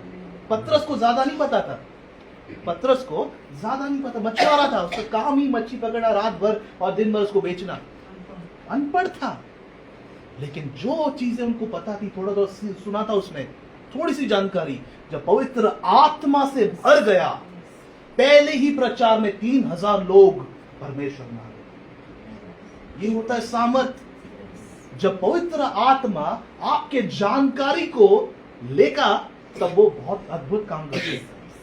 तो जानकारी भले इतनी हो, लेकिन आत्मा जरूरी है। बिना पवित्र आत्मा के कितना भी वचन दिन भर सुन लो, दिन भर सुन लो, अलग अलग प्रचारों की सुनो, अलग अलग प्रकार, आपको बस इंप्रेस करने के लिए अच्छा लगेगा। किसी को अगर बताना इंप्रेस करना है, हाँ इसको पता है, ये बोला, हाँ इसमें ये बोला, वो हाँ वो आज सामने वाले लगेगा कुछ समय के लिए कि इसको बहुत पता है, लेकिन उससे कोई फर्क नहीं पड़ेगा, ना उसके जीवन में ना किसी और के जीवन में। इसलिए जानकारी नहीं, पहचान, पहचान बढ़ाओ। कैसे पहचान बढ़ाओगे? समय बिता के। Very good. समय बिताना मतलब सिर्फ प्रार्थना करना नहीं है, समय बिताना मतलब प्रार्थना करना है क्या? अगर मेरा दोस्त है तो मैं उसके बस काम के समय पे जाता हूँ, तो वो दोस्ती है क्या? वो दोस्ती नहीं है। समय बिताना मतलब क्या? आप जब अकेले हो बस बैठो उसके साथ, प्रार्थना जरूर नहीं, प्रार्थना करो, बस बैठो, खुदा तू कौन है, तू क्या चाहता है ना, तूने इतना सुंदर चीजें क्यों बनाई, मुझे इस देश में क्यों रखा, है ना, ये सब सारी बातें उसके साथ करो अकेले। ये सुनने के लिए अजीब लगेगा, अरे यार वो ऐसी बातें थोड़ी सुनेगा, ऐसी बातों में थोड़ी जवाब देगा। जी नहीं, वो आपका दोस्त है, वो आपका दोस्त है। अब्राहम का क्या था? वो दोस्त है कि नहीं? और दोस्त एक दूसरे के साथ बातें करते हैं, है कि नहीं? परमेश्वर सदोम और गमोरा को नाश करने से पहले अब्राहम के पास आया, अब्राहम क्या करना चाहिए यार, बताया कुछ तो आइडिया। अब्राहम बोलता परमेश्वर बस 50, ज्यादा नहीं 50। तो बातचीत हो रही दोनों में, संभाषण हो रहा था। ये है दोस्त, बातें करो खुदा से, परमेश्वर से बातें करो। ऐसा अजीब लगेगा, अरे कोई अगर देखेगा आपको वो बोलेगा ये तो क्या हवा से बात कर रहे हो, दीवार से बात कर रहे थे। कोई बात नहीं, कोई टेंशन नहीं। दुनिया के लिए अपन पागल, जितना लोग बोले कि अपन पागल है उतना आप सही चल रहे हो, उतना आप सही चल रहे हो। समझ में आ रहा है? बातें करो खुदा से, वो आपसे बात करेगा। ऐसा नहीं कि आपको 10 घंटा जब तक घुटनों पे नहीं आते तब तक वो बात नहीं करेगा, ऐसा नहीं है। सच्चे दिल से उसको पुकारो तो वो बात करे, वो बात करता है ना। तो ये तब आप जान पहचान बढ़ाते हो, पहचान बढ़ते। देखो एक जल्दी से मैं उदाहरण बता दूं, ज्यादा समय नहीं लूंगा। एक कोई तो कॉन्फ्रेंस था पास्टर्स का, बहुत बड़ा मीटिंग था। वहां पे क्या होता है, पास्टर्स को मतलब शुरू होता है कॉन्फ्रेंस, ये वो सब होता है, और आखिरी में एक पास्टर को बुलाया जाता है वहां पे, है ना। और उनका कुछ एक रीति रिवाज होगा, तो वो पास्टर को बोला कि आप भजन संहिता 23 बोलो। तो उन्होंने आया सामने और किताब खोली, बाइबल खोली, है ना। बहुत सारी भीड़ भी जमा थी और भजन संहिता 23 इतने सुंदर रीति से बोली, अद्भुत रीति से गाना गा के एकदम बढ़िया से, है ना। सब एकदम खुश, सब ताली बजा रहे, क्या बात है यार, गजब यार, ऐसा हमने कभी सुना ही नहीं, बहुत ही बढ़िया, बहुत ही बढ़िया। वो भजन संहिता 23 जो सबको पता है, लेकिन वो पास्टर ने जब बोली तब सब ताली बजाने लगे, ठीक है। फिर एक फॉर्मेलिटी के लिए एक आदमी था जिसको ज्यादा कोई नहीं जानता था, है ना, ज्यादा कोई इसकी पहचान नहीं थी, ज्यादा कोई ये नहीं था। तो उनको लगा कि यार क्योंकि ये भी थोड़ा सेवकाई करता है तो उसको भी बुला लिया जाए, उसको ऐसा ना लगे, बुरा ना लगे। तो भाई आप भी थोड़ा भजन संहिता 23 बोल दो, तो उसकी इज्जत रखने के लिए, अपन कहते हैं कभी कभी इज्जत रखने के लिए, तो इज्जत रखने के लिए उसको भी बोला आप बोल दो। तो उसने भजन संहिता 23 जब पढ़ा, ऐसा एक जन नहीं था जिसके आंखों में आंसू नहीं, एक जन नहीं था जिसके आंख से आंसू नहीं थे। फिर उसको बाद में पूछा ये क्या था, ये क्या अंतर है आप में और उसमें, क्या अंतर है? लोग ताली बजा रहे थे और जो आपने भजन संहिता 23 सेम चीज, सेम वचन, सेम चीज बोली आपने, तो हर एक जन फूट फूट के रोने लगे। उसने बताया क्या बोला, वो जो इंसान है पहले वाला उस किताब को जानता है, मैं किताब के लिखने वाले को जानता हूँ। ये अंतर है, वो किताब को जानता है, बाइबल को जानता है। मेरा तो संबंध अलग है भाई, मैं किताब लिखने वाले को जानता हूँ, जिसने वो लिखी है, क्यों लिखी है, क्या मतलब है उसका। ये होता अंतर, जानने में और पहचान। तो जानना ये सब जानते हो, पहचानो यीशु कौन है, यीशु क्या है, आपके लिए यीशु क्या है। यीशु को पहचानो, तब वो आपको पहचानेगा। अगर आप मेहनत नहीं करोगे पहचानने की तो वो दिन आएगा, ज्यादा दूर नहीं है, मैं तुझे नहीं जानता, नहीं जानता है। कि जल्दी से आगे बढ़ते, 10 मिनट में खत्म करूंगा। हाँ ठीक है। तो अपन ने देखा, देखो यहाँ पे दो चीज की अपन ने देखा वचन में कि वो आंखें होते हुए भी देख नहीं सकते और कान होते हुए भी सुन नहीं सकते। मतलब क्या, आंख का प्रॉब्लम है और कान का प्रॉब्लम है, इसलिए समझ बंद है ना। और मन का भी है, हृदय का भी, क्योंकि हृदय क्या हुआ है, मोटा हो गया हृदय, भर गए वचन से, कॉन्स्टिपेशन हो गया, क्या बोलते उसको। ठीक है। तो अब इसका इलाज क्या है? सबसे पहले अपन फोकस करते हैं, कब्ज बोलते हैं।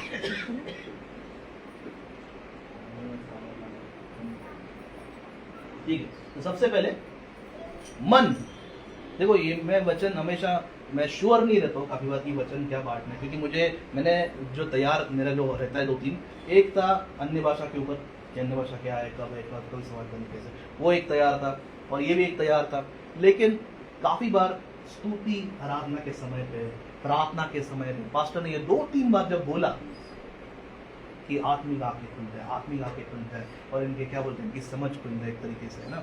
तो वो मुझे कंफर्म हो गया कि ये वचन आज के लिए ही है ना। तो सही में धन्यवाद परमेश्वर कि वो धीरे धीरे बात करता है, बस अपनी कान वहां पे लगना चाहिए, अपनी एंटीना जो एंटीना वो कौन से इस पे है, कौन से फ्रीक्वेंसी पकड़ रहे, किसकी बात ज्यादा सुन रहे, है ना, वो समझना जरूरी है। ठीक है। सबसे पहले मन, अभी मन तो वचन क्या बताता है, तू अपने समझ का सहारा ना लेना, लेकिन पूरे मन से। ये हो अब ये क्या बात है, मतलब समझ का सहारा नहीं है। देखो यही वचन को इतना लोगों ने गलत संदर्भों में लिया है कि लोगों ने समझना ही बंद कर दिया। ऐसा नहीं बोला कहीं पे भी कि समझ को इस्तेमाल नहीं करना, सहारा नहीं लेना। मतलब क्योंकि यही वचन को देखो यहाँ पे क्या लिखा है, पूरे मन से भरोसा करना, लेकिन क्या लिखा है, मन सारे चीजों से ज्यादा कपटी है, बहुत ही ज्यादा ईवल, दुष्ट है, ये भी तो लिखा है कि नहीं? तो मन पे कैसे अपन मन से भरोसा करें? तो पास्टर ने इसका भी जवाब दिया था एक प्रार्थना में। देखो मन अपना जो है, अपन इस दुनिया में रहते हैं, है ना, अपन जब भी कपड़े बाहर जाते हैं वैसे के वैसे कपड़े रहते हैं क्या? नहीं, थोड़ा पसीना, थोड़ा धूल, थोड़ा सा कुछ ना कुछ तो लग जाता ही, वैसा ही अपना हृदय रहता है। लोगों से मिलते बातचीत करते हैं, ऐसा नहीं कि सबसे बहुत बढ़िया होगा, किसी किसी से खरोच लगेगी, है कि नहीं? किसी किसी से अपने को थोड़ा सा दुख होगा, ठीक है? वैसे ही अपना हृदय होता है। तो हृदय जो है वो बहुत सारी चीजों से भरा रहता है, गुस्सा, नफरत, कड़वाहट, ये सारी चीजें नए विचारों को रोकता है, ये सारी चीजें यीशु के चमत्कारों को रोकता है ना? तो और पास्टर ने एक वचन बोला था बहुत सुंदर, मन का इलाज क्या है? मन का इलाज एक ही है, एक ही इलाज है इस हृदय का, परमेश्वर एक नया मन मुझे दे, पत्थर वाला मन निकाल दे और एक ऐसा मन दे जो तुझसे प्रेम करता है कि नहीं? निकालेंगे वचन, बहुत सुंदर वचन है। एचकेएल 11 उसका 19, एचकेएल 11 उसका 19।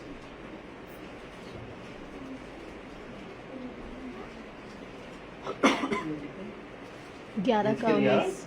मैं उनका हृदय एक कर दूंगा और उनके भीतर नई आत्मा उत्पन्न करूंगा और उनकी देह में से पत्थर का हृदय निकाल कर उन्हें मांस का हृदय दूंगा। पत्थर का हृदय निकालूंगा, मतलब पत्थर क्या मोटा हो गया है कि नहीं? मन, हृदय मोटा हो गया है, मन समझ नहीं पा रहा है, मन जो है बंद हो गया है काम करना।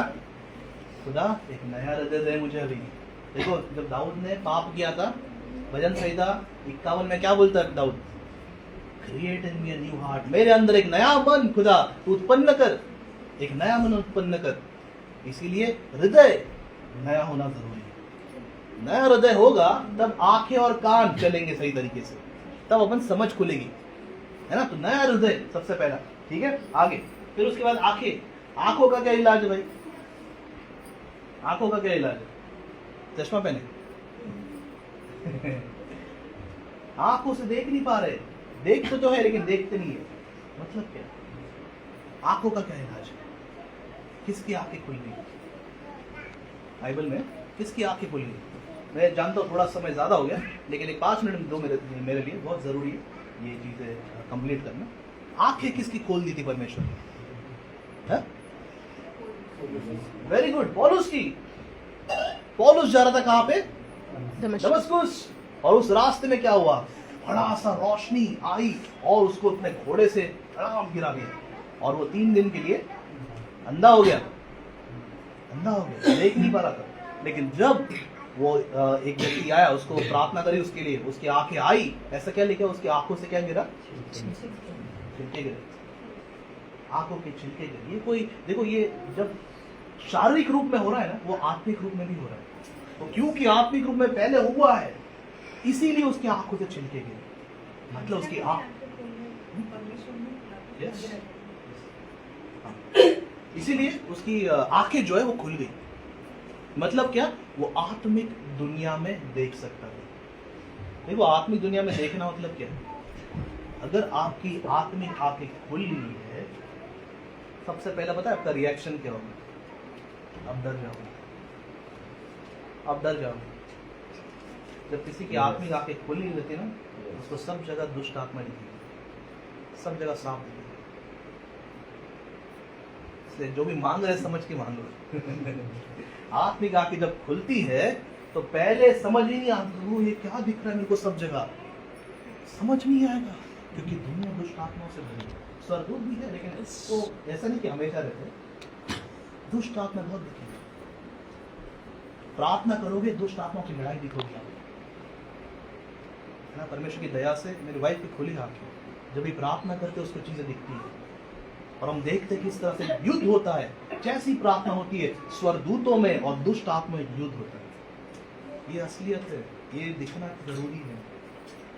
मैं सही में चाहता हूं कि ये सबके साथ हो, सब देखने वाले हो सके। ये दुनिया देखने से, मतलब अपन बोलते हैं वो वचन क्या है, अपन आंखों देखी से नहीं चलते, अपन विश्वास से चलते हैं। विश्वास मतलब ये आंखें कोई काम की नहीं है। मन की आंखों से जब आप देखोगे, आप उस दुनिया में देखोगे। कौन सी दुनिया में? परमेश्वर की दुनिया। वो दुनिया असली है। ये दुनिया बस उसके कारण हो रहा है, तो ये दुनिया में आपको दिखाई देगा। ये इसमें भरोसा मत करो। इसमें फंसाना और फंसना बहुत इजी है, बहुत आसान है, बहुत ही आसान। इसीलिए आत्मिक आंखें खुलना जरूरी है। आत्मिक आंखें, ठीक है। तो पौलुस ने एक प्रार्थना करी थी, अपन वो बाद में प्रार्थना करेंगे, ठीक है। एक फिर भी अपन पढ़ लेंगे इफिसियों 1 उसका 18, इफिसियों पहला अध्याय उसका 18 है।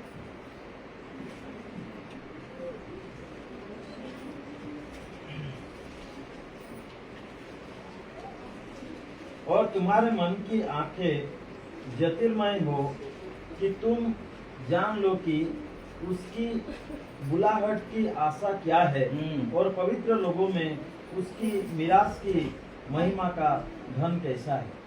और ये देखो, ये पौलुस क्या कर रहा है? इफिसियों की कलीसिया के लिए प्रार्थना कर रहा है पौलुस। और प्रार्थना क्या कर रहा है? अपनी तरह नहीं कर रहा है कि इसको आशीष दे, इसको क्या बोलते हैं, धन दौलत दे, इसको ना, ये प्रार्थना नहीं करता है पौलुस। पौलुस की प्रार्थना देखो, परमेश्वर इनकी आंखें, मन की आंखें ज्योतिर्मय हो। मन की आंखें ज्योतिर्मय हो, मतलब वो चाह रहा था कि एफिसियों की कलीसिया वो आत्मिक दुनिया में काम कर सके, वो आत्मिक चीजें देख सके। ये प्रार्थना है पौलुस की, आत्मिक दुनिया में देख सके। आत्मिक दुनिया में जो देखता है वो इस दुनिया में काम कर सकता है।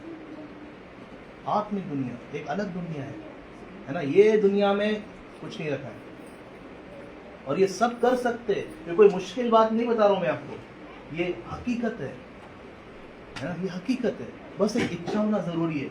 अगर मैं बताऊंगा नहीं तो इच्छा कभी पैदा भी नहीं होगी आपके अंदर। तो ये बताना जरूरी है ना कि एक दुनिया है जो प्रार्थना ये सब कर रहे हैं अपन। आप देखो तो सही क्या आप कर रहे हो कि प्रार्थना कहां तक जा रही है, इधर तक जा रही फिर आ रही नीचे, है कि नहीं? जो आपकी आंखें खुली रहेंगी, आपको चीजें आत्मिक दुनिया में दिखेगी। कौन सा स्वर्गदूत आ रहा है, कौन जा रहा है। यीशु मसीह ने कहा नथानिएल को, तू मेरे मुंह पर स्वर्गदूतों को आते जाते देखेगा। क्या कर रहे स्वर्गदूत? इंफॉर्मेशन, वहां पे क्या हो रहा है वो लेके आ रहे हैं। अच्छा यीशु मसीह प्रार्थना यहाँ थी कि मैं लेके जा रहा हूँ। ये है आत्मिक दुनिया। तुम स्वर्गदूतों को देखोगे। अरे बहुत अद्भुत दुनिया है, बहुत अद्भुत दुनिया है। इसलिए आंखें खुलना जरूरी है, आंखें खुलना जरूरी है, ठीक है। और आखिरी में क्या है? कान कैसे खोले भाई? कान तो खुले हुए हैं। कान ही ऐसी चीज है जिसमें दरवाजे नहीं है, और जिसमें दरवाजे वो तो बहुत चलती है? कान तो खुले हैं लेकिन कान सुनने के लिए नहीं खुले ना। कान खुलना मतलब क्या? देखो, जो कान जिसके खुल, एक यीशु मसीह ने एक आदमी को चंगा किया था जो डेकापोलिस बोल के ये था, जिसमें 10 शहर थे। वहां पे एक आदमी था जिसके कान बंद थे, मतलब बहरा था वो। लेकिन वो बहरा भी था और बोल भी नहीं अच्छे से पाता था। ये दोनों कनेक्शन है। जो ज्यादा अच्छे से सुनते नहीं है ना, वो अच्छे से बोल भी नहीं पाते। ये एक सिम्टम है। आप देखो उनके बात करने में वो कुछ गलत बोल देंगे, उनको पता भी नहीं चलेगा क्या गलत बोल दिया। वो कुछ गलत ही बोल देंगे और उनको पता नहीं चलेगा कि यार वो एक्चुअली जो बोला है मैंने वो सही नहीं है, गलत है, लेकिन वो आदत के कारण बोल दिया। इसलिए कान का खुलना जरूरी है ताकि समझ खुले, ठीक है। ये सारी बातें कनेक्टेड है। देखो, ये सारी बातें जो है वो जुड़ी हुई है एक ही चीज से, वो समझ से। मन मतलब हृदय, आंखें और कान, ये तीनों चीजें खुलना जरूरी है ना। उसका साफ होना, सब कुछ सही तरीके से होना जरूरी है। नहीं तो क्या होगा, अपन सारी जिंदगी बस कोशिश कोशिश कोशिश, इतना भरो भरो भरो भरो और कोई काम नहीं। सब चाहते ना कि अपनी प्रार्थना का कुछ तो क्या बोलते उसको असरदार हो, है कि नहीं? सब चाहते हैं अपनी प्रार्थना, अपना वचन जो पढ़ते समझ में आए, प्रार्थना असरदार हो। अपन किसी काम के आए किसी के, है कि नहीं? लेकिन उसका एक सही तरीका है और वो तरीका अपन कब जानेंगे, जब समझ के लिए, है कि नहीं। तो जिस तरह से पौलुस ने प्रार्थना करी थी, अभी अपन प्रार्थना करेंगे, है ना। तो समझ, मेरा बोलने का मकसद क्या है, समझ जरूरी है। समझ में आ रहा है सबको?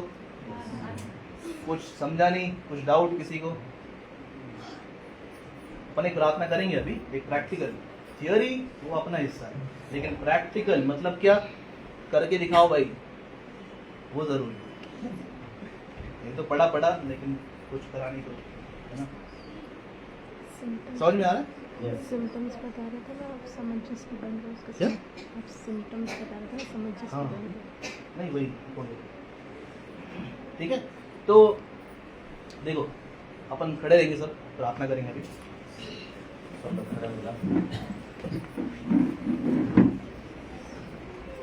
सबसे पहले अपने हृदय के लिए प्रार्थना करनी है ना। हृदय बहुत जरूरी है, क्योंकि परमेश्वर मन या हृदय पढ़ने वाला परमेश्वर है। वो बाहरी रूप नहीं देखता है, वो हृदय देखता है ना। तो हृदय क्योंकि इस दुनिया में रहते हैं तो मैलीन हो जाता है। क्या हो जाता है?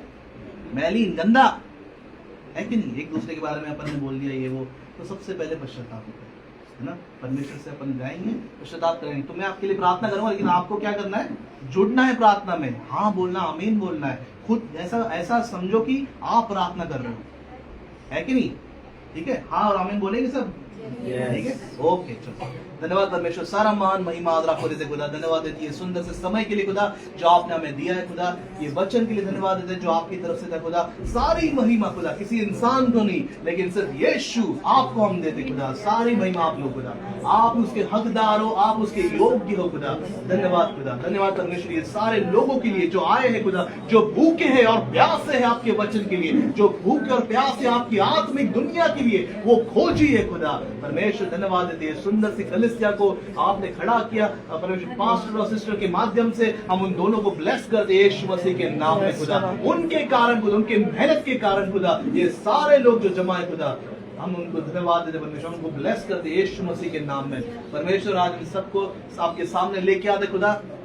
और खुदा जो इस दुनिया में खुदा जो मन लगा है खुदा, ये मन जो खुदा बुराई में लगा है, एक दूसरे के साथ रिश्ते खराब हुए खुदा, कड़वाहट आ गई है, नफरत आ गई है, गुस्सा आ गया है परमेश्वर, हम इन सब बातों को कबूल करते हैं खुदा। क्षमा कर, क्षमा कर परमेश्वर, क्षमा कर खुदा, क्षमा कर खुदा। हर एक को हम क्षमा करते, हर एक को हम क्षमा करते परमेश्वर, सभी को हम क्षमा करते खुदा। हमें क्षमा कीजिए खुदा, आपके बेटे यीशु मसीह के लहू से हमको धो के साफ कर खुदा, साफ कर परमेश्वर, साफ कर हर एक पापों को, अपराधों को, हर एक अधर्म को आप धो के साफ करना खुदा। अब इस मन को परमेश्वर, हर एक के मन को आपके सामने लेके आता खुदा। एक नया मन हम चाहते, एक नया मन खुदा, एक नया मन परमेश्वर, जो मन आपसे प्रेम करता है, जो मन आपके लिए तड़पता है खुदा। एक ऐसा मन खुदा जो आपका दीवाना है खुदा, ऐसा मन हम चाहते खुदा। इन सबके लिए मैं मांगता खुदा, सबके लिए मांगता खुदा एक नया मन खुदा, इन सबको एक नया मन आए, एक नया मन आए खुदा, क्योंकि पुराने मन से नहीं होगा खुदा। हमें एक नया मन चाहिए, एक नया मन चाहिए, प्यार करने वाला मन चाहिए खुदा। धन्यवाद देते खुदा, धन्यवाद देते उस नए मन को देने के लिए खुदा। धन्यवाद देते परमेश्वर, नए मन को हम ग्रहण करते विश्वास के साथ। हमारे अंदर एक नया मन है, हम सब बोलेंगे हमारे अंदर एक नया मन आज उत्पन्न हुआ है। धन्यवाद यीशु, धन्यवाद परमेश्वर। खुदा बाबा जब मांगते खुदा आंखों के लिए खुदा, हम सबकी आंखों ने गलत चीजें देखी है, हम सबकी आंखों ने वो देखी है जो नहीं देखना चाहिए खुदा, हम सबकी आंखों ने पाप किया है खुदा, जो खुदा नहीं करना चाहिए, और हम हर रोज वही कर रहे खुदा।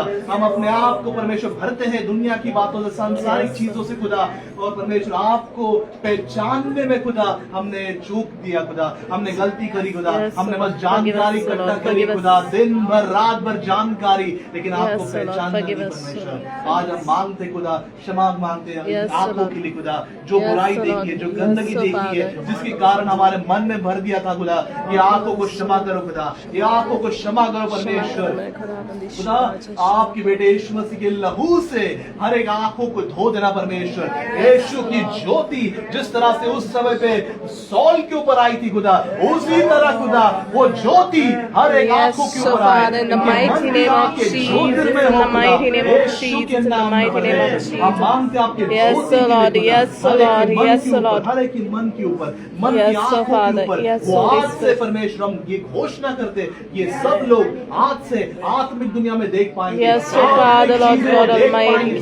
Yes, so Lord. Yes, so Father. देख पाएंगे, Yes, आत्मिक Holy चीजें वो Spirit. होते हुए देख पाएंगे खुदा। Yes, so Father, परमेश्वर Lord हमारा God विश्वास Almighty. सिर्फ किताबी लिखा ज्ञान पे नहीं है, लेकिन प्रैक्टिकल जो होता है असली में उस पे खुदा जो आपने किया, आपके शिष्यों ने किया, वो हम चाहते करना, Yes, वो हम Lord. चाहते करना। रात का वचन कहता है कि हम तभी कर सकते हैं जब हमारी आंखें खुली है। हम Yes, सबकी Lord. आंखों को खोलना खुदा, खोलना परमेश्वर, Yes, Lord. खोल देना। जिस तरह से हर एक अंधे की आंखों को आपने खोला था, अलग अलग तरीके से हम सबकी आंखों को आप खोलना परमेश्वर, Yes. सबकी आंखों को खोलना। आपको देखना चाहते खुदा, आपको देखना चाहते परमेश्वर। पवित्र पवित्र बनाइए खुदा, पवित्र मन दीजिए खुदा। धन्यवाद करते खुदा कि हमारी आंखों को यीशु मसीह के लहू से आपने धो दिया है, हर एक पाप से हटा दिया खुदा। अब ये आंख, ये जो नई आंख है परमेश्वर, वो सिर्फ और सिर्फ आपको देखने पाए, आपकी चीजों को देखने पाए खुदा। हम किसी भी इसको गलत तरीके से ना इस्तेमाल करने पाए खुदा। ये हम मांगते परमेश्वर, हर एक के लिए मांगते, चाहे वो बच्चा हो, चाहे बड़ा हो, चाहे बकरी हो, चाहे पुरुष हो, हर एक के लिए खुदा। ये आंखें खुदा सिर्फ आपकी चीजें देखने पाए खुदा। धन्यवाद देते परमेश्वर। हम हमारे कानों के लिए मांगते खुदा, जो कान बंद हुए खुदा, क्योंकि हमने दिन भर और रात भर चीजें जानकारी इकट्ठा की खुदा बाप, जो हम लोग सुनते रहे खुदा, शैतान की बातें भी खुदा काफी बार खुदा, जो दुनिया की बातें, सांसारिक बातें, किस तरह से हम धनी हो जाए, किस तरह से परमेश्वर हमारा सब कुछ आ जाए, लेकिन आपको पहचानने की बातें हम लोग ने नहीं सीखी खुदा। हमें क्षमा कीजिए खुदा, क्षमा कीजिए खुदा। हमको शताब करते हमारे कानों के लिए खुदा, हमारे कानों को आप खोल देना, हमारे कानों को आप खोल देना परमेश्वर, यीशु के नाम में खुदा, यीशु मसीह के नाम में खुदा। हर एक जन जो जमा है यहाँ पे और जो मांग रहा है पूरे शिद्दत से खुदा, पूरे विश्वास के साथ, हर एक की कान यीशु मसीह के नाम में खुल जाए खुदा। वो आपकी वाणी सुन पाए, आपकी आवाज को सुन पाए, क्योंकि आपकी भेड़ आपकी आवाज को जानती है खुदा। ये सब लोग खुदा जब प्रार्थना करे, जिस तरह से आपने शमूएल को आप बुलाते थे, उसी तरह ये परमेश्वर ये सुनेंगे आपकी आवाज को खुदा, और वो आएंगे दौड़ते हुए खुदा कि परमेश्वर ने मुझसे बात करी, परमेश्वर ने मुझसे बात करी खुदा। ये गवाही हम सुनेंगे विश्वास के साथ खुदा। हम ये बोलते खुदा इस कलीसिया में परमेश्वर मांगता खुदा आपकी हर एक जन खुदा, हर एक जन जो भी आज सीखे वो भूलने नहीं पाए खुदा। वो परमेश्वर ये मन जो भी सीखा, जो बीज बोया गया है खुदा, वो परमेश्वर हम अपनाने पाए अपने जीवन में, घर जाके उसको हम वापस एक बार खुदा उस पर मनन कर पाए खुदा। ऐसा आप परमेश्वर हमको शक्ति देना। धन्यवाद खुदा, धन्यवाद परमेश्वर आज के समय के लिए खुदा, जो आपने हमें सिखाया खुदा। सारी महिमा आपको देते हैं, किसी इंसान को नहीं खुदा। एक दूसरे के साथ हम प्रेम के साथ, इज्जत के साथ हम रह पाए खुदा। ऐसा आप अनुग्रह करना हमें। धन्यवाद देते खुदा, धन्यवाद देते सुंदर समय के लिए, यीशु मसीह के नाम में हम मांगते हैं, आमीन। Hallelujah, hallelujah. हम प्रभु का धन्यवाद करेंगे। Hallelujah, hallelujah, hallelujah, hallelujah. बोलो प्रभु यीशु मसीह का नाम की जय। Hallelujah, hallelujah. हमने समझ पाया, हालेलुया, प्रभु का वचन है ना। आज जो प्रभु का आत्मा ने हमको बोला, हमने समझ पाए। Hallelujah, hallelujah.